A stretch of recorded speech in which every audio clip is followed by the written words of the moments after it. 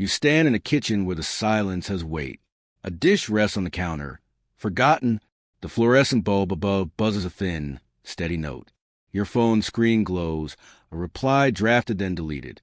No question was posed. No accusation made. Still, you are crafting a defense. A constriction forms beneath your ribs before the feeling finds a name. Your jaw clenches, then releases. You select language milder than reality. Not for honesty's sake, but to safeguard a delicate, ancient thing you were taught long ago was yours to sustain. This is not compassion. This is a covenant signed in another lifetime. I do not speak of innate disposition or skill. I speak of an architecture assembled before you possess words for it, a part accepted in the family drama before you could possibly consent, a membership paid for with acquiescence. You discover that affection appeared when you modified your shape first, when you predicted the atmospheric shift in the house, when you held what others found intolerable. So you matured swiftly, acutely, perpetually vigilant within. You mastered the grammar of quiet. You learned to temper fact. You arrived already curved, already poised to translate chaos that should have been another's to decipher. This framework does not break you young. It postpones you. The most uncommon consciousness is not uncommon due to intellect. It is uncommon because it withstands a lengthy tutelage in self-denial without growing vicious. It persists in a drawn-out schism between internal knowing and external allowance. It does not blossom when approval is instant. It matures under a later sun, when the covenant's toll finally surpasses its shelter. I have witnessed this design recur across different forms, different homes, different ages. The one who flourishes later is the one instructed early to vanish without ceasing to be. Beyond the glass, pine boughs sway faintly. Flame casts a slender stripe across the flagstone. Iron implements rest where use has polished them to a sheen. Nothing here hastens. You confuse your weariness for inadequacy. It is not. It is a sediment of a mind that has operated two parallel existences. One life is apparent, the one where you appear, clarify, calm, adapt, persist. The other runs underground, the one that comprehends with icy precision that this negotiation is unsustainable. The strain between these selves does not detonate prematurely. It condenses. At a festivity, a laugh rings excessively loud. A comet lands, ask you. You sense it in your windpipe before your ears process it wholly. You smile regardless. You hand the salt. Later, in the automobile, your shoulders throb as if your neck has borne a load. You review the instant not to chastise yourself, but to refine your performance next time. This is not obsessive thought. It is monitoring. When such a mind employs a term like complex, it must be witnessed, not uttered. It is the instant your palm reaches for the device before your intellect has chosen. It is the instinct to express regret for occupying room. It is the manner your torso inclines forward as you decline, as if to catch the words before they settle. The achievement of this consciousness does not stem from mastering declaration. It springs from a more perilous deed, revoking unconscious consent. In adolescence, your pliability is praised. You become dependable. You become essential. Others amplify. You refine, but refinement devoid of command becomes servitude. You perceive the design long before you can depart it. Understanding does not liberate you soon. It separates you. I recall a person who shared he always sensed the instant of space would sour. He felt it in his gut, a frigid clenching. Heartbeats before tones altered. He was trained to articulate first, to define himself before definition was imposed. By 40, he was esteemed and internally vacant. By 50, his physique rejected the ancient tactic. His sternum ached even in stillness. The psyche had revoked its endorsement. This is the initial verity of deferred triumph. The flesh revolts before it will grant leave. Darkness nestles nearer to the stone wall. Rhyme begins to gild the pain's edge. Somewhere a night bird cries once and is still. The uncommon consciousness is molded by nearness to the unresolved narratives of others. It is raised in environments where feeling is ungoverned, where functions substitute for engagement. You become the calibrator. You become the interpreter. You become the keeper of breathable air. In this becoming, you defer your own substance. Early triumph belongs to those whose inner and outer sanctions align swiftly. Late triumph belongs to those whose alignment demands a cleaving. You thought your restraint was ethics, but the psyche was merely maintaining passage. There arrives an instant, often mundane to the observer, when the old tactic falters without sound. You do not contend. You do not elucidate. You merely do not step toward the turmoil. A voice rises. A charge is made. You sense the customary tug to mend. And for the inaugural time, your flesh does not obey. Your hands remain motionless. Your speech truncates. The chamber seems vaster, not more secure. This is not bravery. It is exhaustion turned truthful. In legend, the poet descends because he cannot abide absence. He offers melody where statute is needed. He glances backward because he is perpetually bartered with gloom instead of honoring its frontier. The uncommon consciousness spends half its span in such a plunge, believing perception can replace perimeter. It cannot. I move outdoors. The atmosphere is keen. My exhalation manifests briefly, then dissipates. The woodland exists without remark. Deferred triumph is not a prize. It is an outcome of enduring habitation without becoming the host. For years, the part inhabits you. You confuse its speech for principle. You feel disgrace when you retreat, not because retreat is flawed, but because it breaches the primordial pact. Remain reachable or forfeit connection. Observe the corpus in these instants. The larynx constricts as you contemplate muteness. The heart drums as you permit a communicator to linger without response. These impressions are not cautions. They are symptoms of withdrawal. The organism is recalibrating. When you cease replying before the inquiry, something falls.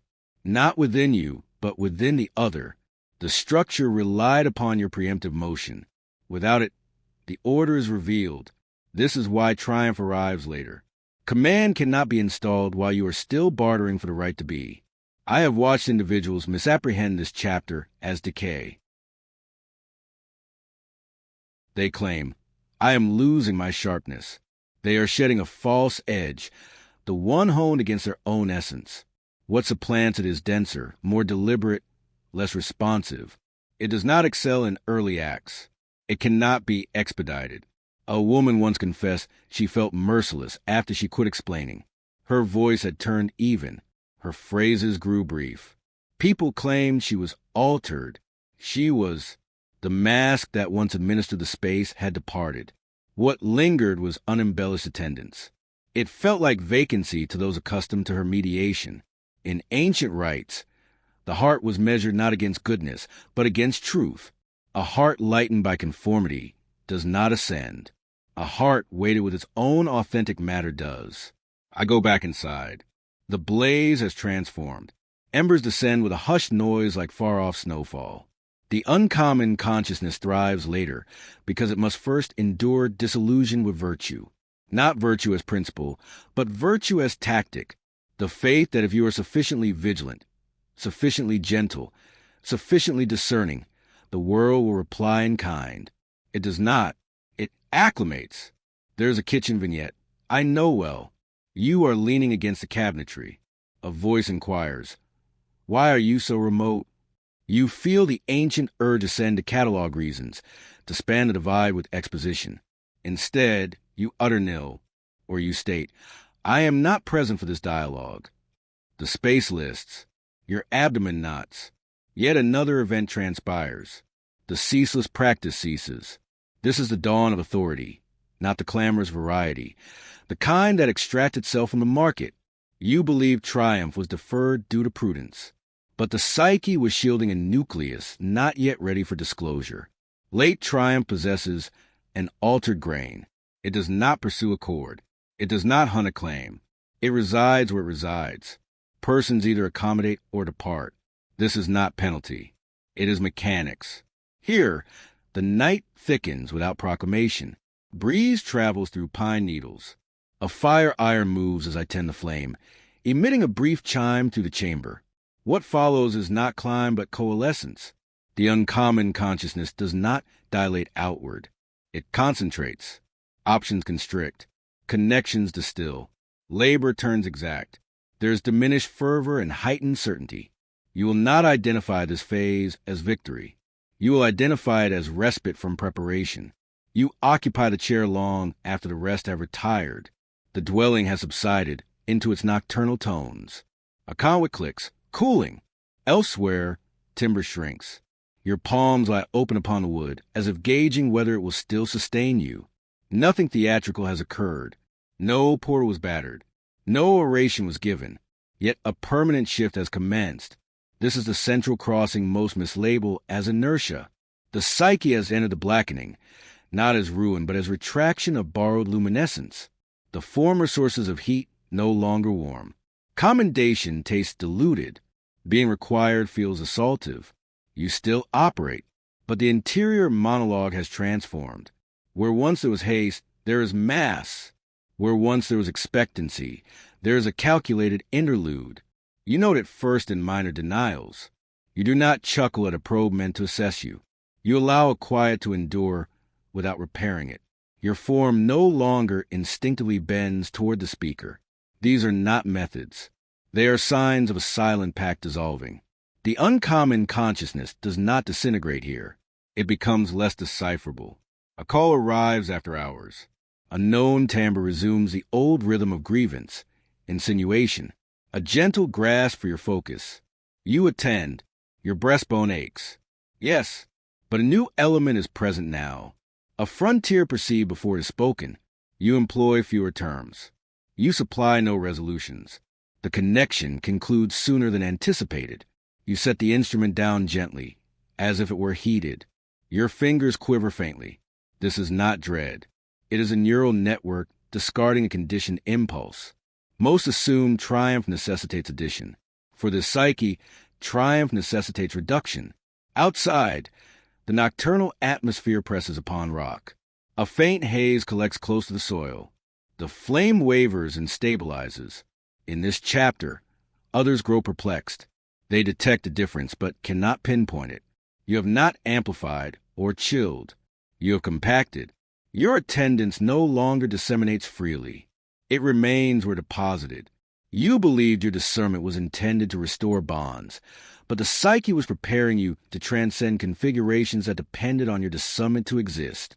This is why esteem often twists into reproach at this juncture. You are different.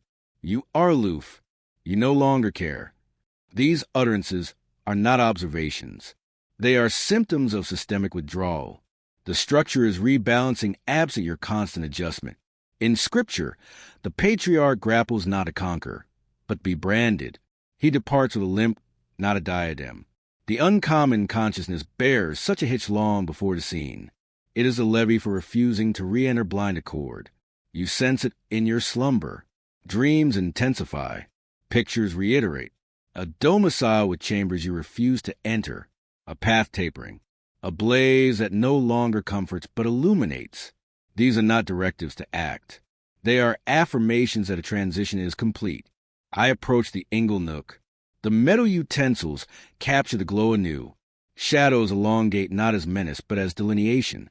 As the blackening deepens, there is sorrow not for persons but for a self that once ensured inclusion. You grieve the iteration of you that could always weave a path back to accord through flexion. This grief is mute. It does not proclaim itself. It rests in the breast like a rock that has ultimately ceased its role. Many reverse course here. They mistake the unease for mistake. They reassume ancient parts, apologize for the gap, recommence explanation, and the psyche, forbearing yet adamant, resumes its pressure later, frequently via the corpus. Ache depletion, a contraction of forbearance. The lesson is not reiterated indefinitely. It is intensified. You do not reverse, not because you are valiant, but because the ancient path no longer functions. At an assembly, someone attempt a familiar interplay, a quip at your cost, a veiled claim. You feel the moment approach like a shift in barometric pressure. Your windpipe narrows for a second. The old text glimmers, then extinguishes. You say nil, or you say, that is not aligned with me. The assembly adjusts. Someone averts their gaze. Another amplifies. You stay positioned. This is the reddening readying itself, though it does not yet radiate. In the old art, The crimson is not ardor. It is amalgamation. It is the instant when what was divided, gentleness and boundary, insight and refusal, inhabits the same vessel without excuse. Yet before this, the whitening must purify. The whitening is not hope. It is the illumination exposing what is no longer yours to bear. You start to observe designs without emotional tax. You recognize when someone amplifies to draw you back into part. You note the tempo, the phrases, the physical signals. Your gut seizes less. Your respiration steadies faster. The psyche is no longer bewildered about ownership. I unlatch the door momentarily. Frigid air floods inward. The stars are piercing this evening, fixed markers against immense void. I shut the door anew, leaving the dark exterior. You believed love demanded perpetual access, but the psyche was instructing you that access without autonomy becomes obliteration. As the whitening establishes, your existence simplifies. Fewer exchanges feel required. Labor grows more rigorous. You are less concerned with being comprehended. This is not retreat from humankind. It is retreat from distortion. An individual queries why you are altered. You contemplate an explanation. You feel the phrases assemble. Then you feel their redundancy. You lift a shoulder or you murmur, I am uncertain. The inquiry dissolves. Not every wonder warrants your inner sanctum. This is when the uncommon consciousness starts to prevail, not externally yet, but structurally. Choices cohere. Vigor returns and concise. Clear surges. There is less static in the chest.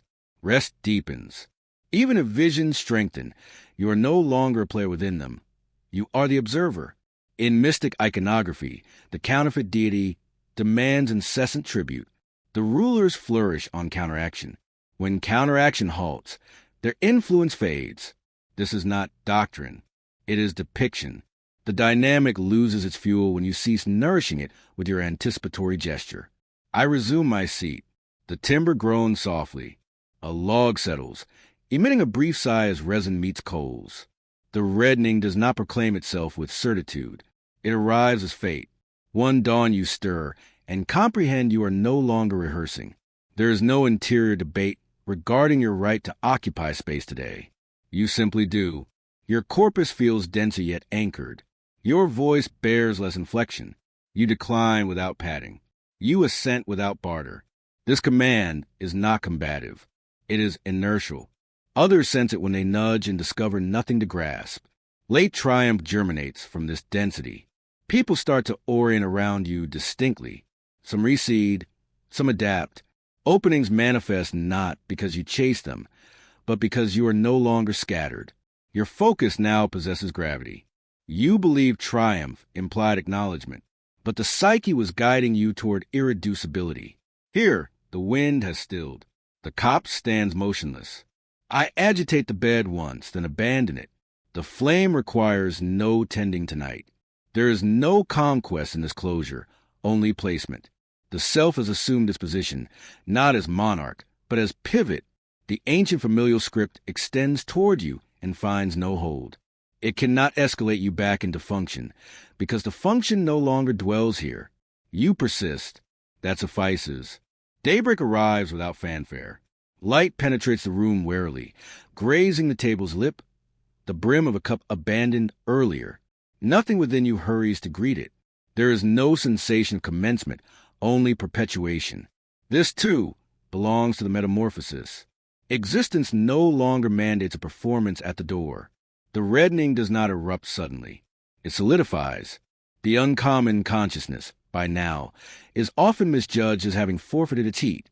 This is a perceptual flaw. Heat that once beamed outward indiscriminately has turned inward, like a forge sealed after prolonged misuse. What remains is warmth that does not escape. You notice it in how verdicts land. Not swifter, but cleaner. There is less internal dispute.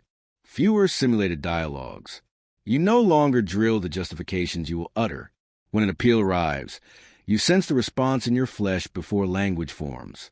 Sometimes the response is quiet.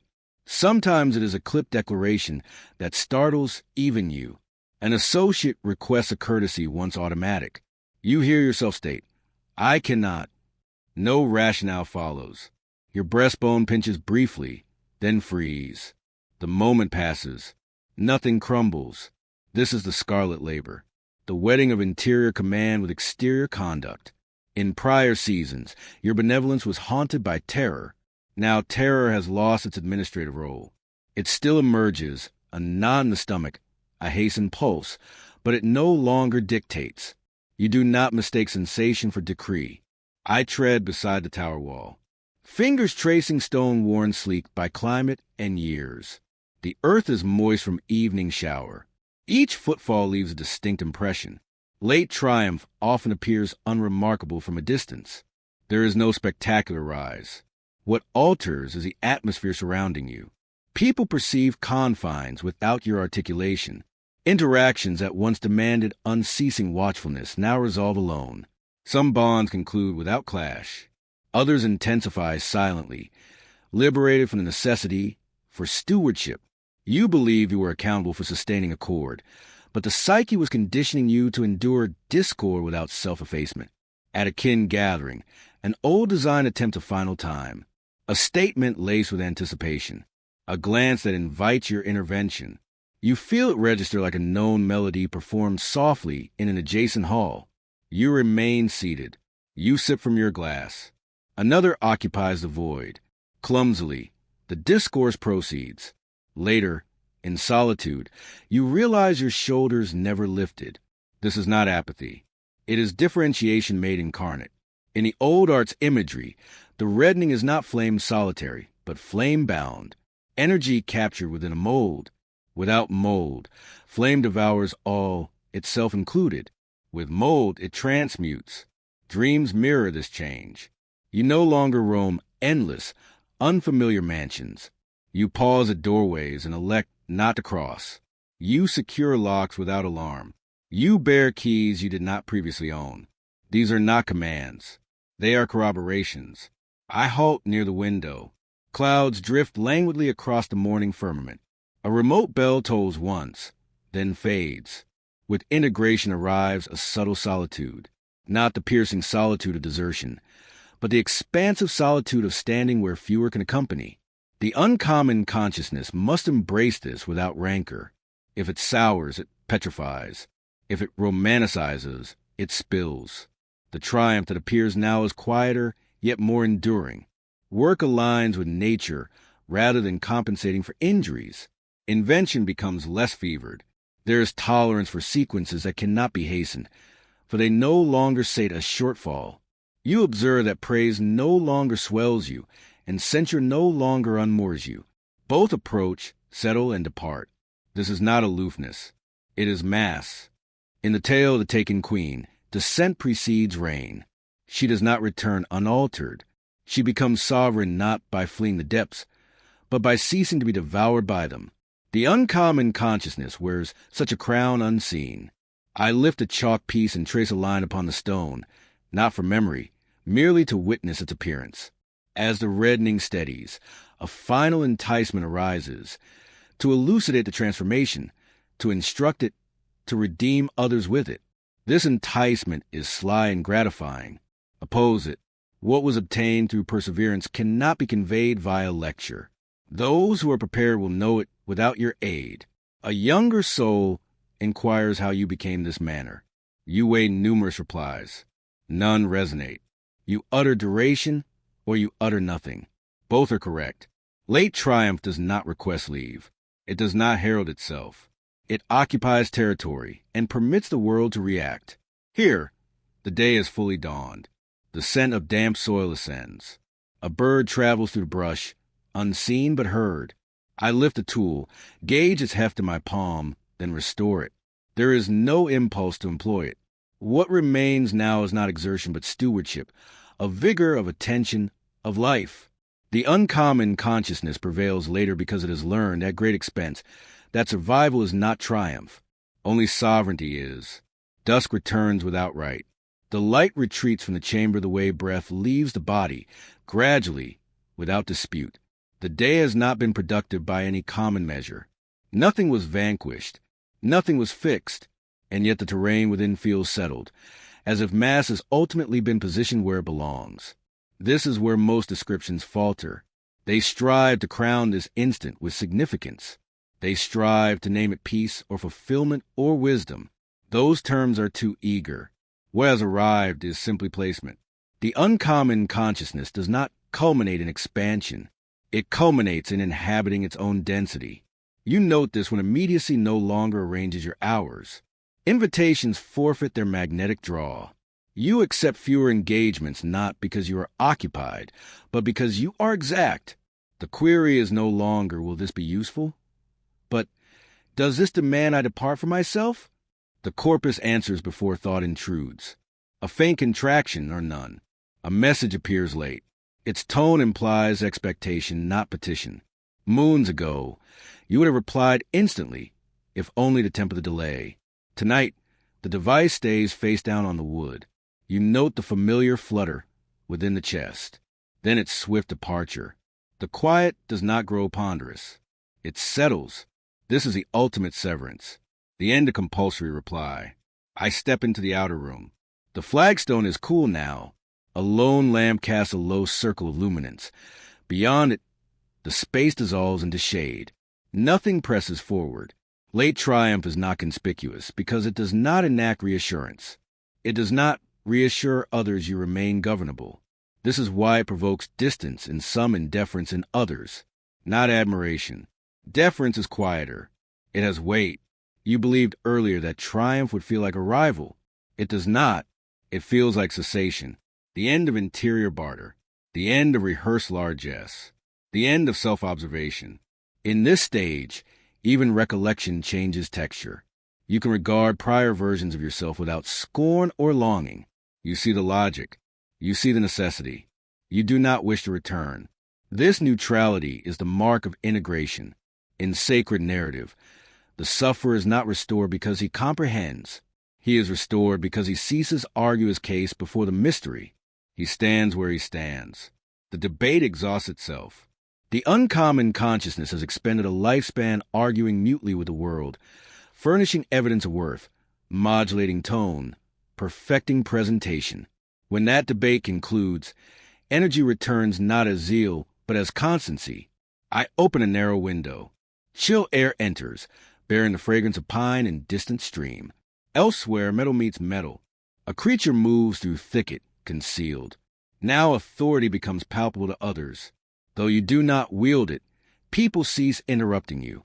They cease testing you, or they test once and do not repeat. This is not because you have grown formidable. It is because there is nothing to negotiate. The self, when seated, does not speak loudly. It need not. It removes accessibility. You note that family dynamics no longer snare you. Ancient scripts seek entry and fail mutely. No confrontation, no victory, merely non-recognition. The role seeks its actor and finds no one. This is why triumph comes later. Earlier, too much of you remained available for misuse. A younger iteration would have explained this as maturity or healing or growth. Those words belong to a chronicle of progress. What has occurred here is not progress. It is conclusion. The psyche has closed a circuit that once leaked. I sit at the desk. The timber bears grooves from other palms, other epochs. I draw a finger along a shallow channel. It ends where it ends. From this posture, creation alters. Work emerges without self-reference. You are no longer striving to prove coherence. You are coherent. The distinction is subtle but absolute. Effort no longer precedes lucidity. Lucidity precedes effort. This is why the uncommon consciousness produces its most lasting work late. Earlier, energy was divided between creation and compensation. Now it flows in a single direction.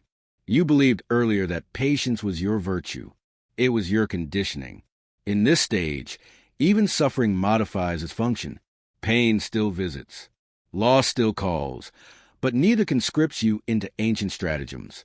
You grieve without self-obliteration. You endure without performance. This is not resilience. It is groundedness. In epic, the wanderer returns not as champion, but as presence. He does not announce himself. He watches. He waits. He acts only when alignment is total. The uncommon consciousness intuits this timing instinctively because it has lived too long without it. I extinguish the lamp. Darkness fills the room, not as absence but as vessel. The sound of the wind alters. A branch taps once against stone and ceases. There is nothing left to accomplish here. No further disclosure. The psyche has completed its labor. The forge is sealed. The metal has set. What follows may resemble simplicity or even obscurity to those who measure a life by display. But this simplicity contains more reality than all prior adaptations combined. The familial script no longer accesses you because it no longer defines you. Conditional belonging has no purchase. Your being is unconditional not as ideal, but as fact. I remain here as night fully claims a tower. The scent of iron lingers, faint. Somewhere outside, frost begins to form anew, quietly, without instruction.